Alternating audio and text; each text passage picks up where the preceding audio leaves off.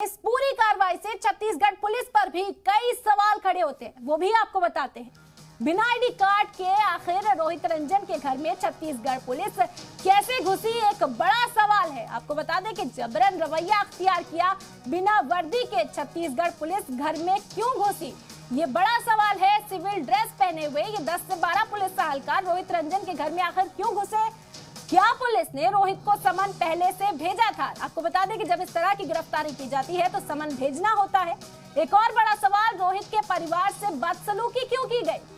UP police को जानकारी इस मामले में क्यों नहीं दी गई? तो 5 बड़े सवाल रोहित रंजन पर जो कार्रवाई करने के लिए छत्तीसगढ़ पुलिस पहुंची उस पर खड़े किए जा रहे हैं। बिना आईडी कार्ड के रोहित रंजन के घर में क्यों पहुंची, बिना वर्दी पहने वो घर के अंदर दाखिल क्यों हुई?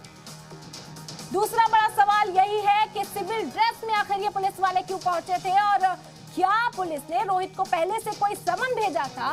रोहित रंजन का कहना है इस बारे में उनको कोई जानकारी नहीं दी गई थी और छत्तीसगढ़ पुलिस वहां पर अचानक पहुंच जाती है। पूरा परिवार सोया हुआ था, 5 बजे उनके दरवाजे पर दस्तक दी जाती है। जब रोहित रंजन इस बात की मालूमात हासिल करते हैं उसके बाद वो एक ट्वीट करते हैं। ट्वीट कर यूपी पुलिस से वो मदद मांगते हैं, वजीर आला योगी आदित्यनाथ से वो मदद मांगते हैं। वो सवाल पूछते हैं कि क्या ये कानून सही है कि छत्तीसगढ़ पुलिस बिना समन जारी किए, बिना वारंट जारी किए एकदम उनके घर के बाहर पहुंच जाती है और उन्हें गिरफ्तार करने की कार्रवाई को अंजाम देने की कोशिश करती है। आपको बता दें कि बड़ा सवाल ये छत्तीसगढ़ पुलिस की कार्रवाई पर उठाता हुआ भी ये पूरा वाकया नजर आ रहा है।